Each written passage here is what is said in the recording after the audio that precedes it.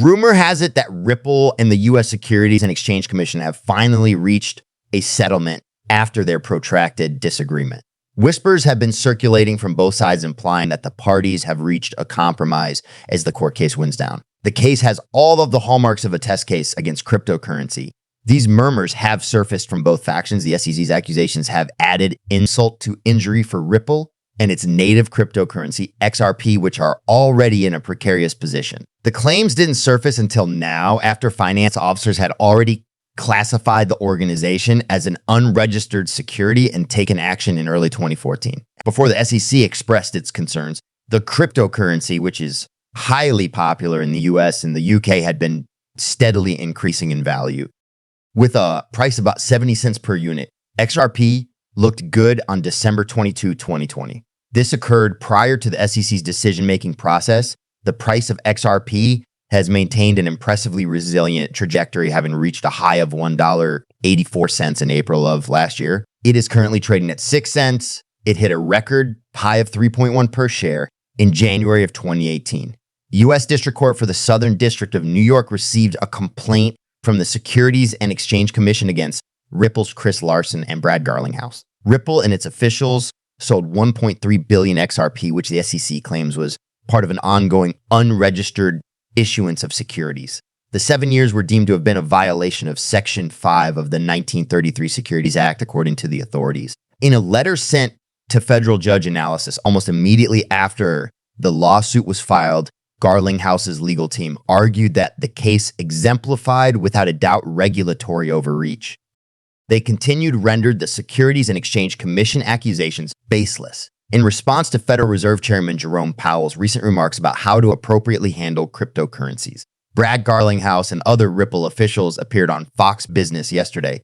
Still, when asked about Ripple's dispute with the SEC at the very end of the interview, his most interesting remarks came at the very end. Garlinghouse brought up an interview that had happened the day before in order to set the stage for an update. During that interview, CXCO Gary Gensler said that the agency expected to lose some cases trying to figure out how to legally differentiate between currencies and security tokens. He claims that the short version of events is that the case is still progressing and that Monday was the last day for expert testimony, expert dispositions, and related topics. We are hoping for some court decisions regarding a couple of matters that are pending before the court to be announced soon. It should be mentioned that the procedure has been proceeding slowly. From what I can see, Gary Gensler has been pushing the notion that Bitcoin is like the Wild West for quite some time. We are not in the Wild West anymore. Does it feature a group of ineffective performers? Yes, it is correct. Every part has its share of bad actors. With Garlinghouse's remarks and Gary Gensler's admission that the SEC expects to lose some cases, it may be inferred that this subject is probably going to be addressed soon. The verdict on cryptocurrencies has not been announced yet, but it seems like Ripple is about to be swept away by the winds of good fortune. While everything was going on, Ripple issued only the following comment showing that they were extremely wary of the rumors.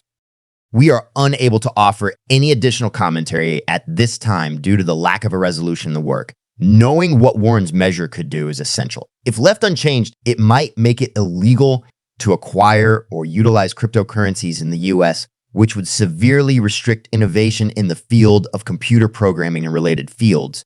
The market might take a major hit from these measures, but we must not lose sight of the bigger picture. Notwithstanding these challenges, the cryptocurrency market is robust and poised for growth, whether or not we are involved. However, keep in mind that the United States is heavily involved in the Commodity Futures Trading Commission's collaboration with STAR and other major participants in the market, as I indicated earlier.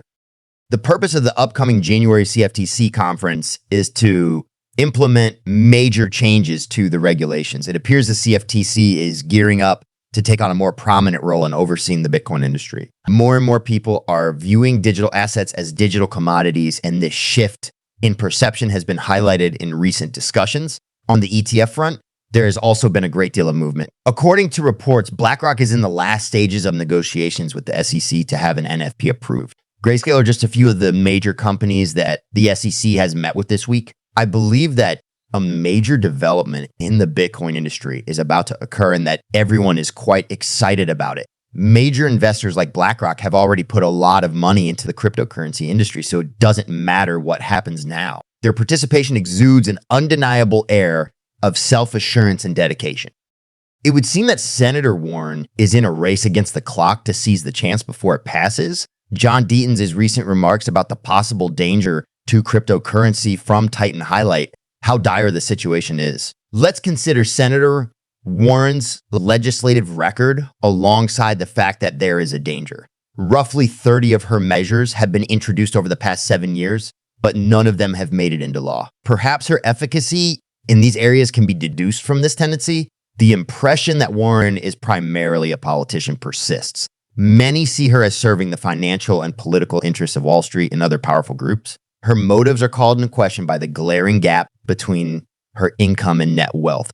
Her moves, whether intended to win or just make a statement, are reflective of the bigger political terrain we face as we adapt to the ever-shifting Bitcoin industry.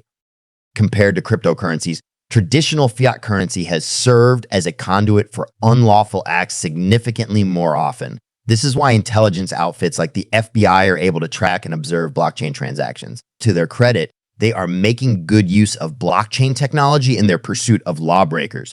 Keep your head out of the sand on the potential dangers of cryptocurrency. Without a doubt, Senator Warren is attempting to carve out a significant role for herself in the political and financial spheres. It seems like digital currencies will be successful. The value of XRP and XLM in particular will skyrocket by 2024 and 2025, in my opinion. This outlook is supported by recent occurrences. For instance, it's encouraging that Pooh has announced his intention to launch a stablecoin following a successful trial with Ripple. Digital commodities will last, as Circle's CEO said just today.